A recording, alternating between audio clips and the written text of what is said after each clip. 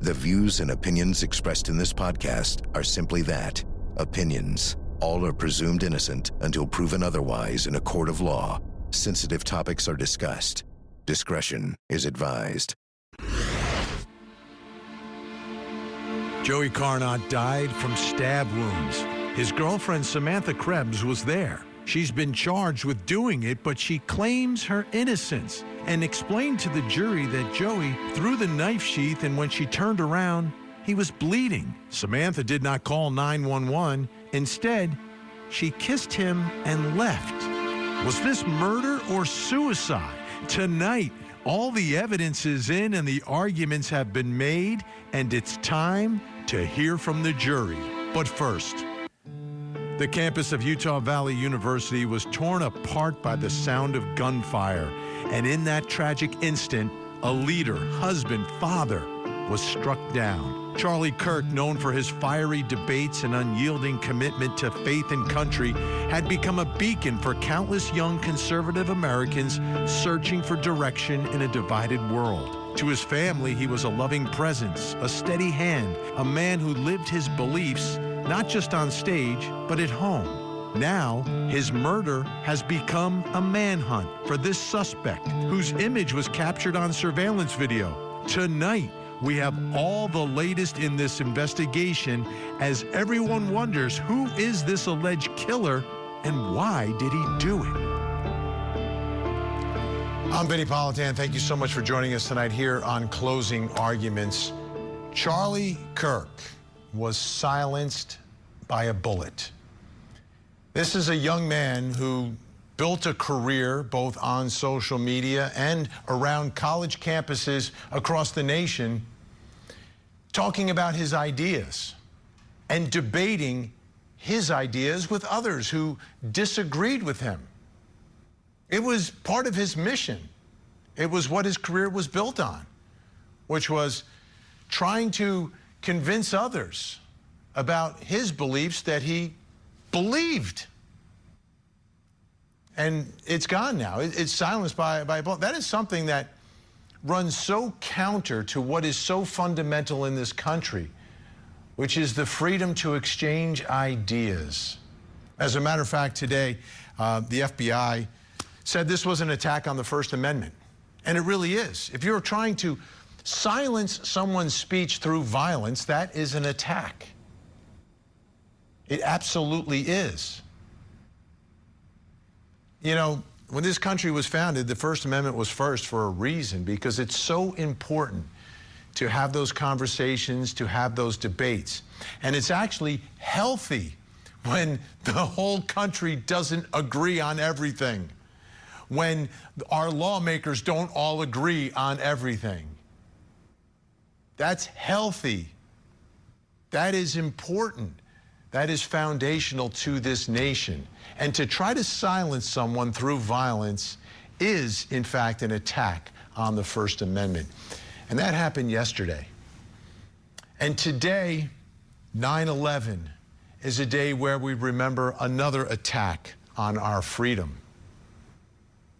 And that day was, you know, some may have been too young, but those who weren't, I'm sure, have that image burnt into their minds about where they were, what they were doing, what they were thinking in the moments after the attack on the World Trade Center, and then on the Pentagon, and the plane that went down in Pennsylvania as well.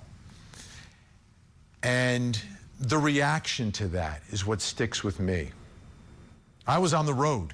I was in Texas when it happened, and then went to Cincinnati afterwards, staying in a hotel with strangers.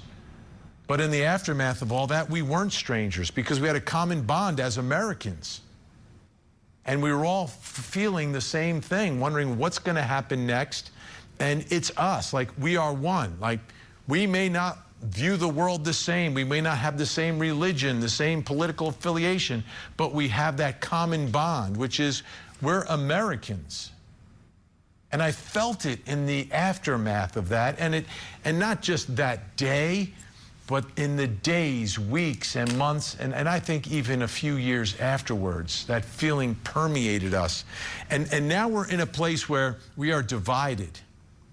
politically, and you bring it back to what happened to Charlie Kirk, obviously it's connected somehow to someone who did not agree with his thoughts. And that divide now turning into violence, when we should be in a place where we never forget that feeling that we had, where we never forget that in the end we are all Americans. We all want a better country. We just may not agree on how it should be done, but that is something that is debated. That is not something that is solved or resolved through violence.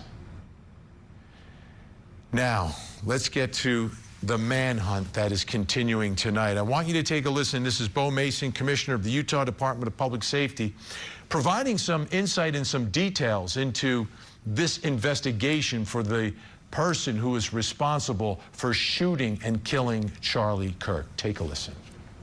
We were able to track the movements of the shooter. Starting at 11:52 a.m., the subject arrived on campus, shortly away from campus. We have tracked his movements onto the campus, through the stairwells, up to the roof, across the roof to a shooting location. After the shooting, we were able to track his movements as he moved to the other side of the building, jumped off of the building, and fled off of the campus and into a neighborhood. Our investigators have worked through those neighborhoods, contacting anybody they can with doorbell cameras, witnesses, and have thoroughly worked through those communities, trying to identify any leads. We do have good video footage of this individual. We are not going to release that at this time. We're working through some technologies and some ways to identify this individual. If we are unsuccessful, we will reach out to you as the media, and we will push that publicly to help us identify them. But we are confident in our abilities right now, and we would like to move forward in a manner that keeps everyone safe and moves this process appropriately. So the suspect has not been named. We now have those images, though, from the video. They're not 100% clear, these images. There may be other video they have that is much clearer, but what they have released so far gives us some idea. And I think anyone that was there or was taking video would take a look at that snapshot that they have and say, oh, okay, I have recordings of this person, you know, in another place, and trying to provide that information to help in all of this. But exactly where are we in this investigation? Let's get some help from a couple guests who know a whole lot. I'm joined by Utah retired police commander, host of the Profiling Evil podcast, Mike King, and Utah private investigator Jason Jensen. Thank you both for being here. Mike King, your first reaction, let's talk about the manhunt, right? The search for this accused killer. We've got this image.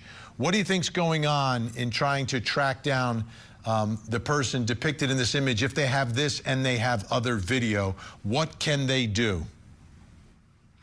Well, Vinnie, I would suspect that if law enforcement takes the position that the commissioner just did in that clip that you played, that they have what they need to move forward at this point, that they may have even identified who this individual is, and at this point they're trying to look at locations where they might go, people they might associate with. They're trying to tighten up that net so that they can take this person into custody. The interesting thing will be what they recover from the forensics off of the weapon, and frankly, if they do know who it is, what they learn about the person's background.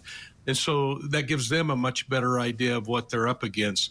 So this is a dragnet in progress. We're having the opportunity of kind of trusting that it's happening, because thankfully law enforcement's keeping things a little close to the vest. But I think that we're going to see some action happening pretty quickly in this case. I want to take a listen, Jason Jensen, some of the dispatch audio that happened, you know, at the time of the shooting. Let's listen. UVU by the Samson reported one individual that was shot, unknown where the shooter went. And let's be advised, UVU in Autumn has had an active shooter at the Charlie Kirk event. We're getting several calls. We're trying to get more information. Gunshots heard near the library at UVU. They're trying to lock the library down now. Still gathering. Just maybe the CS building is just east of the library. He's wearing jeans, black shirt, black mask, long rifle. He is on top of the building on the far north side, just east of the library, wearing jeans, black shirt, black vest. To UVU, there was one shot. We are staging at the front of the school by the roundabout. We do have officers following the victim to Tampa Northwest Hospital. 418 copy. How many injured do we have? It's just one person. One person, one shot. Jason, I also want to show you this. TMZ obtained video of the person of interest heading towards the campus. This is before Charlie Kirk was shot. In the video, the potential suspect appears to have somewhat of a limp. Now, we've heard a description of him jumping off the roof, but limping on his way there. I don't see a gun. My producer, Virginia, said, I wonder if that gun is down the pant leg, and that's how he's going to get to where he needs to get without anyone noticing he's got a gun. What are your thoughts, Jason?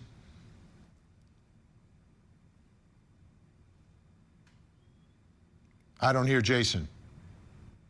Jason is frozen. Mike King, what are your thoughts?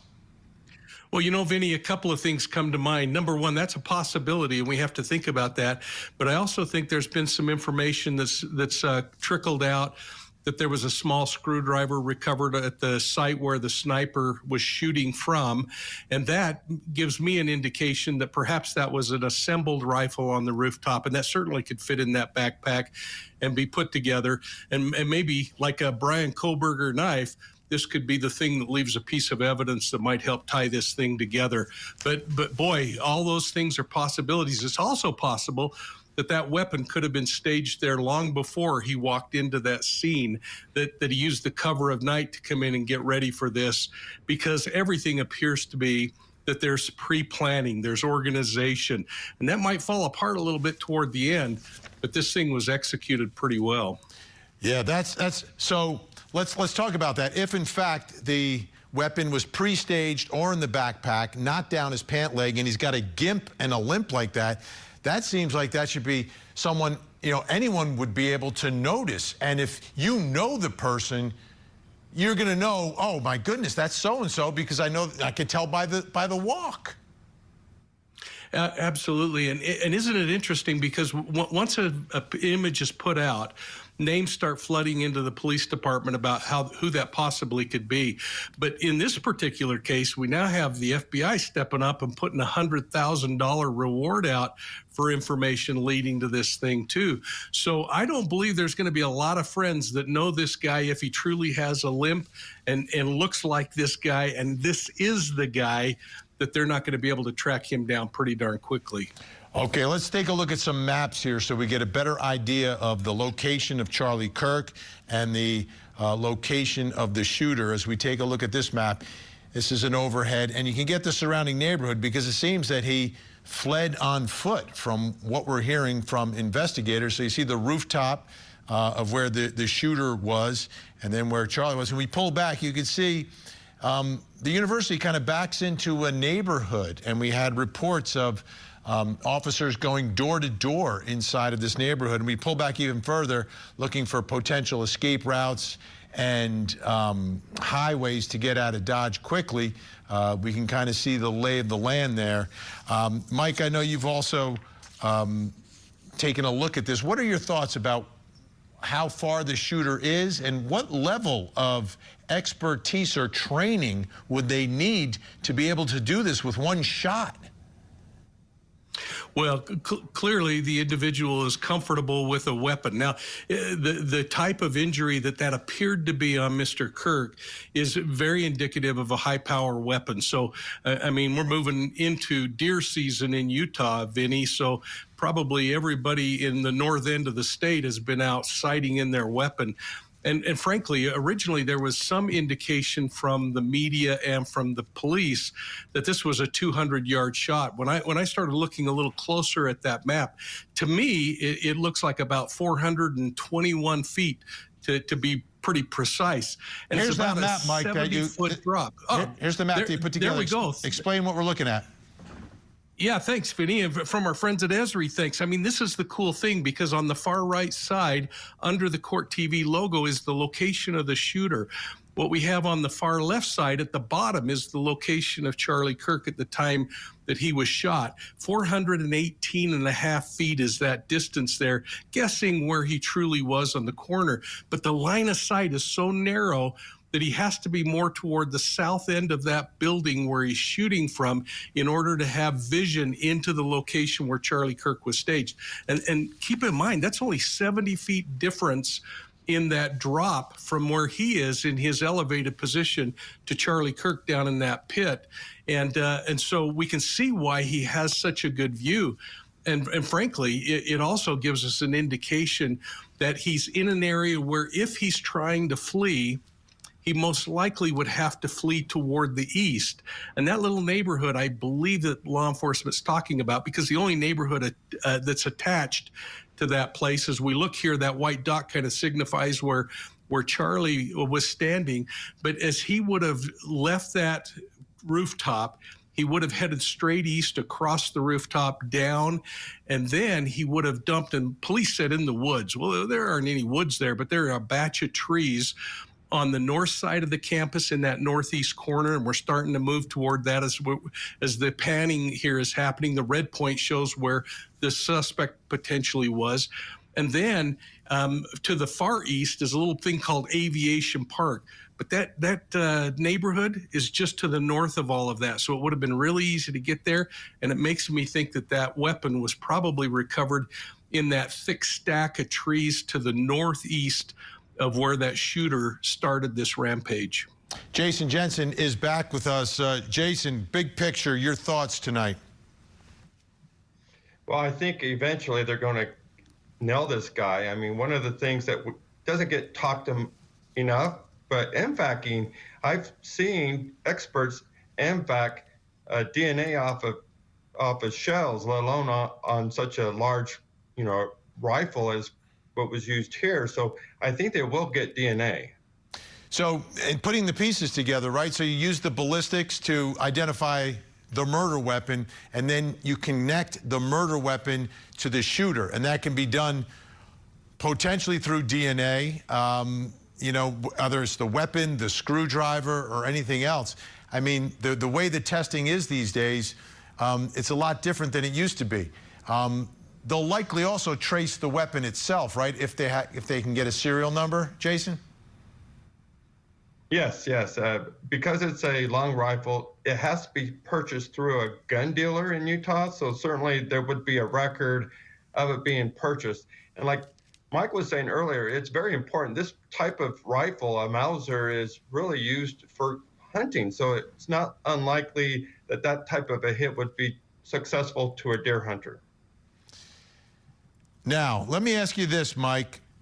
Social media is such a big driver of theories, and people are jumping in. But this is one of those cases where you're trying to identify someone. And there's people being identified on the internet right now as we speak. Obviously, we're not going to, provide those names, but people are identifying people. Here's my question. Does law enforcement pay attention to any of that during the course of the investigation? Because what the internet does is it multiplies, right? You're not talking about one set of eyeballs. You're talking about millions of people rummaging through every record they can find online. And then they try to match up. Oh, this person is similar to this person. This person posted a song about Charlie Kirk dead at 31 back in August. They now scrubbed it. This is what's happening online right now. Does law enforcement pay attention to that?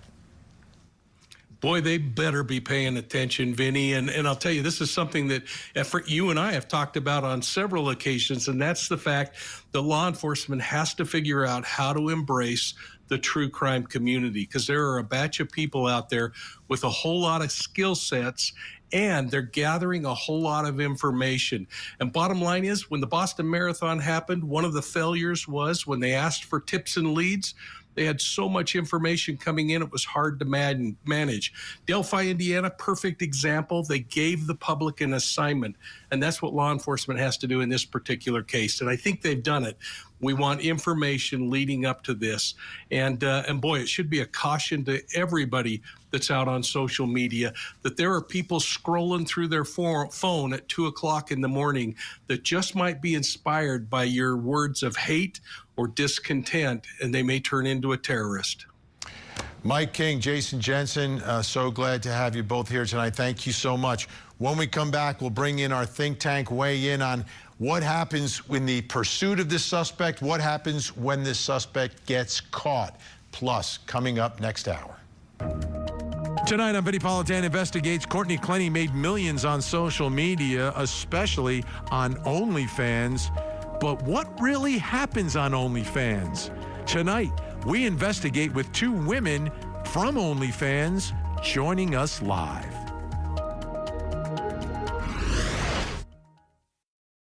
The Court TV podcast will return. So it is scary to think of that this person came so close to us and to our neighbors.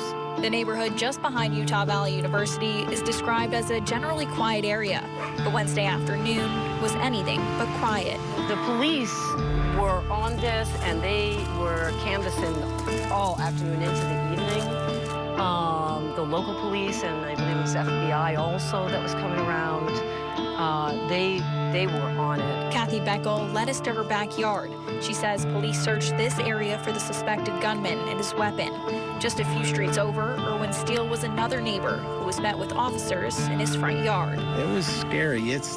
I know it's been said many times, but this is a safe place. This is a calm place. We're right next to, the largest university in the state, but at the same time, they're generally good people. Steele says they're helping authorities by giving them any footage they have on their outdoor cameras, but he says it's still startling to know the gunman could have been so close to their homes. We have students going up and down the street all day long, and it's never been a threat to our safety. And so for something like this to happen it's shocking. It's really shocking. It's disturbing because you don't know if the person is still around. And this is a quiet neighborhood. It's a very quiet, very nice neighborhood. And so it's disturbing to have something like that come up.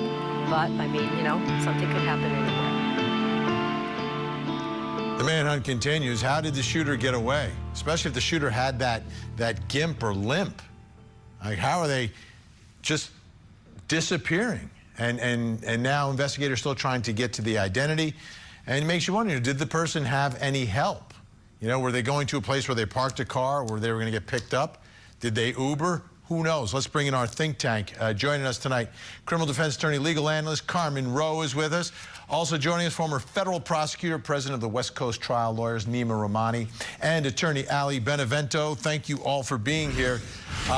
Carmen, let me ask you, if someone else is involved here, someone who's helping with the getaway, if that's, someone was waiting by, could they be held responsible for what happened, the shooting of Charlie Kirk? Can they be reeled into all of that? I think there's no question, Vinny, and make no mistake, if someone helped in the committing of this offense, either before, during, or after, be sure that they will be charged in this matter. I mean, we're looking at both federal and state prosecutions, and one way or another, I think they're going to wrap everyone who's involved up in this. All right, Nima Rahmani, former federal prosecutor, tell me, how did the feds get jurisdiction for this murder? What is we know the FBI is working the case. Sometimes they work the case for the state. What are your thoughts here about how the feds could get jurisdiction over this? Vinny, there's no question or doubt in my mind that this is going to be a federal case. When you have the president talking about it, the attorney general, FBI director, the feds are going to step in. And there's a few bases for federal jurisdiction. The probably easiest is the federal terrorism statute. If this was done because of the shooter's political belief or to influence the public some way politically, that's the easiest way. You could potentially get it there from a civil rights angle and argue that the murderer was trying to silence Kirk's political speech infringe upon his First Amendment rights. That's a civil rights statute. Of course, if there's some other interstate commerce basis, if the killer traveled across state lines, he was stalking, that's another basis as well. But you're right, the limp is very interesting. Reminds me of The Usual Suspects, Kaiser Sose. I know Kobayashi is there in the car to pick him up, but very sort of fascinating component of this case. All right, Allie, the governor of Utah has already spoken and reminded the public and reminded the killer that Utah has the death penalty. So I'm wondering if Utah wants this case. They've got the death penalty. They know how to prosecute a murder case. So if the suspect is apprehended, what are your thoughts about how this whole thing will go? Because if you're talking about civil rights violations next to a death penalty murder trial, big difference. Absolutely. But I think there's no question that the death penalty will be pursued in this case, whether that is by the state of Utah or by the federal government. And whoever said it earlier was correct. The president is talking about this. Make no mistake. This administration has made its position very clear. Bring back the death penalty. Bring it back as often and as frequently as we can. And this case looks a lot, at least at these early stages, like the Luigi Mangione case, where we saw this Department of Justice come out very quickly and say, we're going to pursue the death penalty. Now, the difference here being it took place in a state that does impose the death penalty. So it'll be very interesting to watch the state prosecutors and the federal prosecutors decide who's going to run point in this case. But I think no question, death penalty case. Now, Carmen, I don't think we're going to have a situation like we did in Idaho with that guy, the Idaho 4 killer, who was given a deal, committed mass murder and was given a deal. I don't think this suspect, if and when they're apprehended, is going to get a deal. They're going to take this thing to trial. So if they go to trial, what is the defense? It's got to be somebody else did it, or are they going to come up with some sort of diminished capacity? But I think Utah is a tough state for that. Vinnie, I have no idea where you even begin to come up with the defense when we have all this video, we have all these photos of this individual, as well as the thousands of people that were there that day. I don't see this going anywhere except a trial with a very creative or no defensive theory whatsoever. But it's a case that I think has to be tried because the people in Utah and across this country are going to want to see a trial and not a deal. Yeah, and I think, Nima, it may be one of those cases, and we see these, right? If there's no viable defense, that the defense really focuses on trying to convince this jury that this person should not go to death row. Absolutely. If you're a death penalty lawyer, your number one job is to keep your client alive. And it could be Brian Kohberger, it can be Nicholas Cruz, or any number of cases that we've covered here on Court TV. You might see a plea during the guilt phase and then just go to the penalty phase. And you start talking about mitigation because, again, I know a lot of folks were unhappy with Kohberger, but the defense did their job. They kept their client alive. I still think he did deserve the death penalty. If you do believe in the death penalty, it's one of the most heinous murders in state history. But that's going to be the goal in this case, whoever gets assigned this case. Because, look, there's going to be a whole political layer on top of this. So there's not going to be any type of deal. And the reason the feds are going to step in, like Luigi Mangione, like DeCarlos Brown there in Charlotte, is because now you have elected officials. And when you have pressure like that, believe me, Vinnie, this is going to be a federal case. Regardless of what the state does, it's going to be a death penalty case, and there's going to be absolutely no life deal given in this case. Yeah, I think it's going to be a double dip, but I think Utah is going to hold on to him and try him first if, in fact, they track down this killer who is still wanted tonight. Great news, our think tank staying with us. When we come back, yeah, I've got a red tie. Picked this up at CrimeCon from great folks I met out there. The verdict is in the kiss and kill murder trial. We'll go through the verdict and the aftermath and what is next.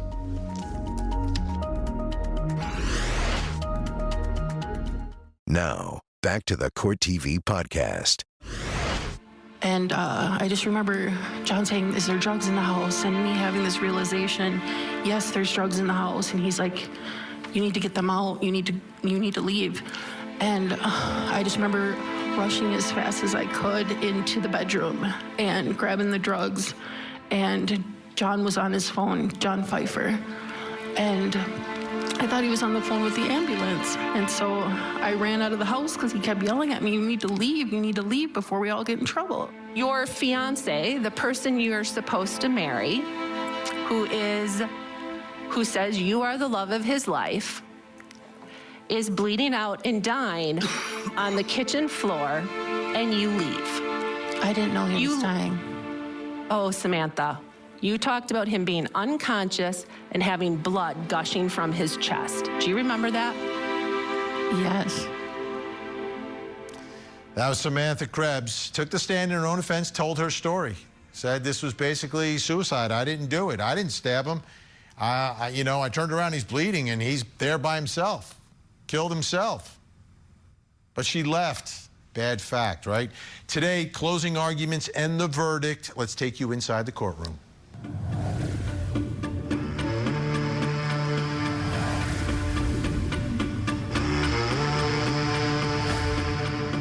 I'm going to start by breaking down the beginning of the day, and I'll remind you of what the defendant said when she testified yesterday. She said that when Joey woke up, he went to work, but he did so on no sleep. Didn't have his meds for 72 hours. And throughout this, I'm going to remind you that the defendant has every reason to make it look like Joey was just about to go out of his mind. Everybody, what are you supposed to say? You saw him at night? Hey, no. What are we supposed to say? Nah, he did this to himself. Like, let's get help. What are we supposed to say? Not the truth. What are we going to make up to cover this up? That he fell on a knife? The defendant is coming up with other explanations. She's trying to come up with lies to cover this up.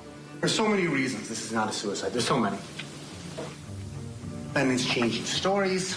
She tells John not to call. Her statements. What are we supposed to say? He fell on a knife. Her saying she has to leave. We're going to get to what she did after that, but she drove herself from the scene in her own car. And she's threatened to stab him before. Ladies and gentlemen, there is no way this is a suicide.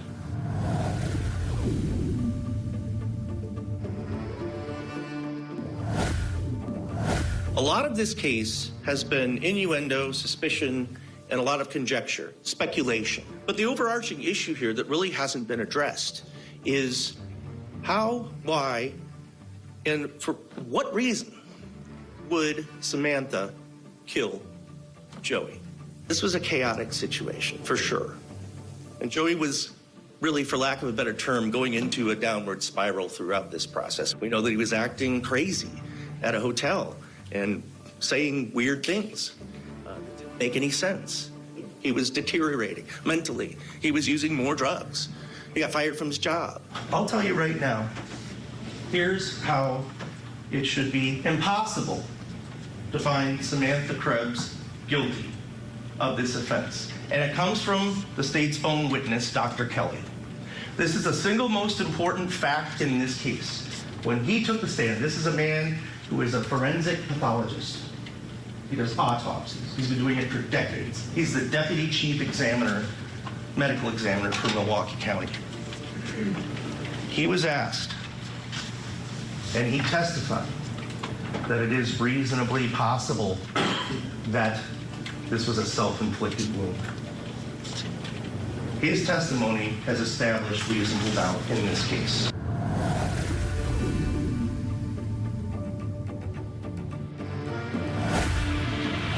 In the matter of the state of Wisconsin plaintiff versus defendant Samantha Jean Krebs, Outagamie County case 2024 CF 921, the jury finds as follows.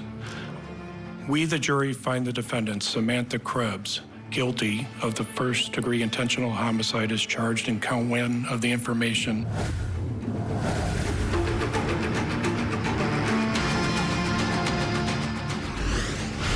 Guilty as charged. Ali Benevento. It's a case, she told her story. Jury didn't buy it. Took them 5.5 hours, so they you know, they did what they're supposed to do inside the jury room. But at the end of the day, self-inflicted stab wounds, it's a tough sell. Yeah, absolutely, especially when you hear that on that recording, when it looks like she's trying to get her story straight from the beginning. And unfortunately, she wasn't able to get her story straight throughout this entire process. I'm not sure that taking the stand in her own defense was a wise choice. And in the end, I think the jury found her to be not credible. Yeah, I love when defendants take the stand, Carmen. You know, I think a jury, we give them the job of seeking the truth. So the more they know, the better off they are in trying to figure out what the truth is, right? So we should have defendants take the stand in every case so we can get to the truth. Well, that's not exactly the goal for the defense side anyway. But in this case, she had to. Wait, let's just make the... Nima, you heard that, right, Nima? The goal of the defense is not to get to the truth. Okay, continue, Carmen. I'm sorry. It's to hold the prosecution to their burden. They're the one who brought this case. And in this particular case, I think she had to take the stand. She had this fantastic story she wanted to tell. She had her moment in the sun, and the jury spoke. But I think that drug addicts, which this clearly was a drug-fueled event, are commonly liars and self-involved, and I think she demonstrated that on the stand, and I think she's very unaware of how she was coming across, but that's exactly what I read in the room, and I wasn't surprised about it at all. Yeah. Nima, we're in a world now that I've noticed, it seems like it's more difficult for prosecutors these days. There's much more skepticism, I think, in the jury pool at large, skeptics of whether it's the government, the prosecution, investigators. We saw that play out to the extreme in the Karen Reed case. But I think generally, and I think that's healthy, and I think that keeps prosecutors honest and makes prosecutors try the case the way they need to try the case. Yeah, Vinnie, but this wasn't one of those cases. People have lied, but they haven't lied like Samantha Krebs lied. I mean, this was outrageous. First, she wasn't there. Then her boyfriend fell on the knife. Then it was suicide. I mean, who kills themselves by stabbing themselves in the chest? And of course, the knife's not even there. It's in the sink. She's telling witnesses to lie. She has her playbook all written out. The only surprise in this case, Vinnie, was that it took 5 hours and not 5 minutes to convict her. I mean, she was a terrible witness, unlikable, not credible, and really the defense. Look, God bless criminal defense lawyers. They have to do their job, but there was really nothing they could do with this case. So it was just a guilty verdict waiting to happen.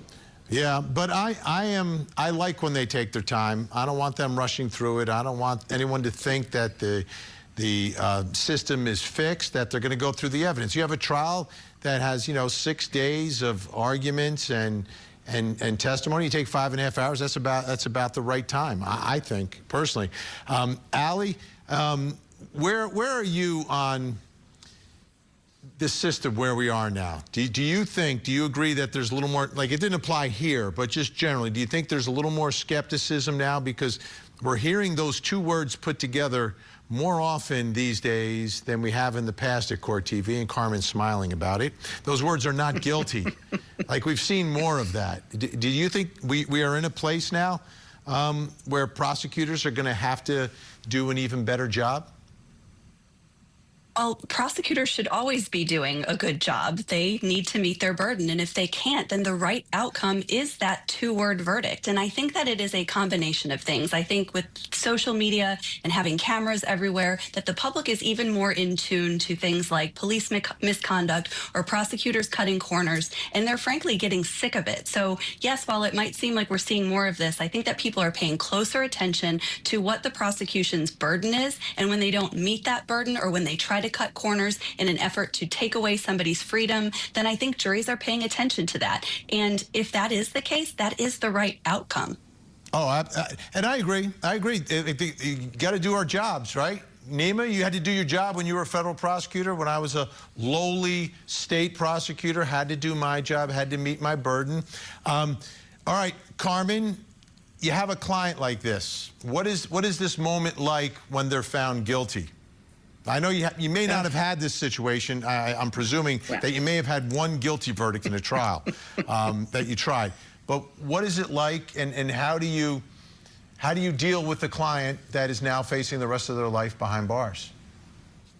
You know, Vinnie, every client's a little bit different. I don't know if she believed that this jury was actually going to find her not guilty, or if she had some understanding that the likelihood of her being found guilty was high.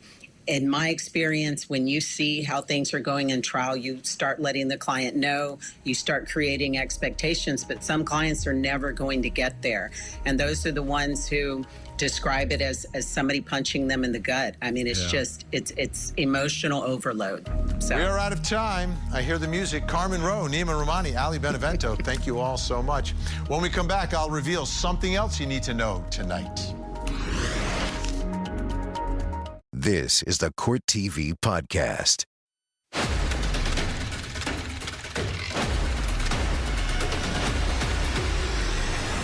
Time to reveal something else you need to know tonight. Let's take a look.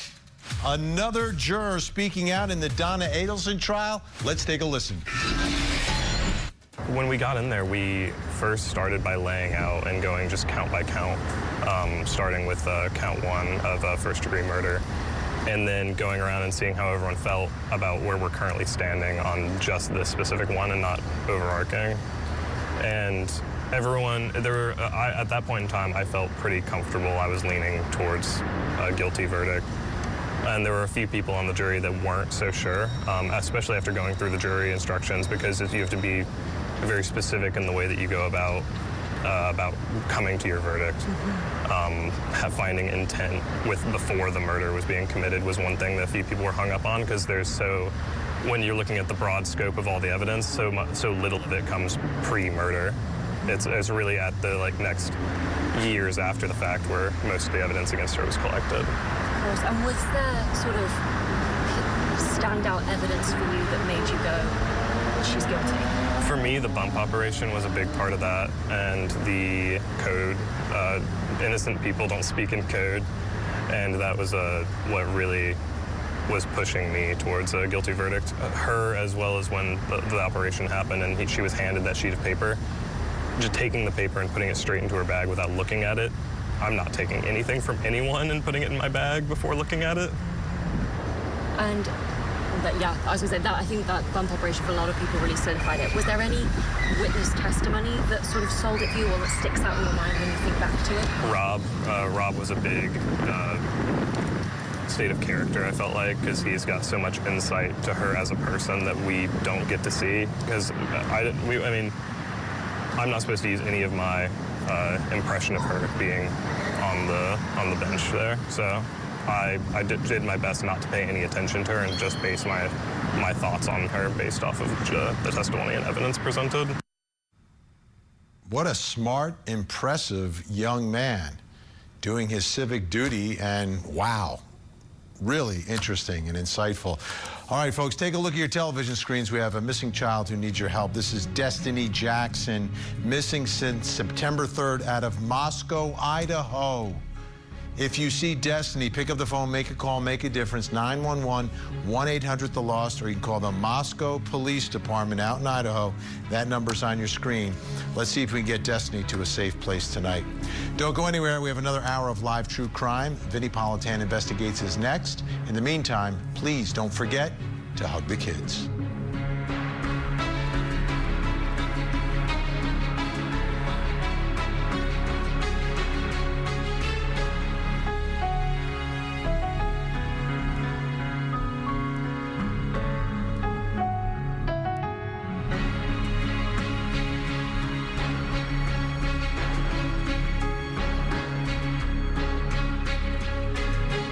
There you have it. If you want to see more in-depth reporting on the latest true crime stories, you can see me every weeknight, 8 p.m. Eastern on Closing Arguments. Thank you so much for downloading.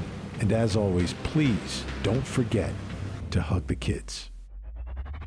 This podcast is a production of Court TV. Go to CourtTV.com for more content, trials on demand, and to find out how to watch Court TV in your area.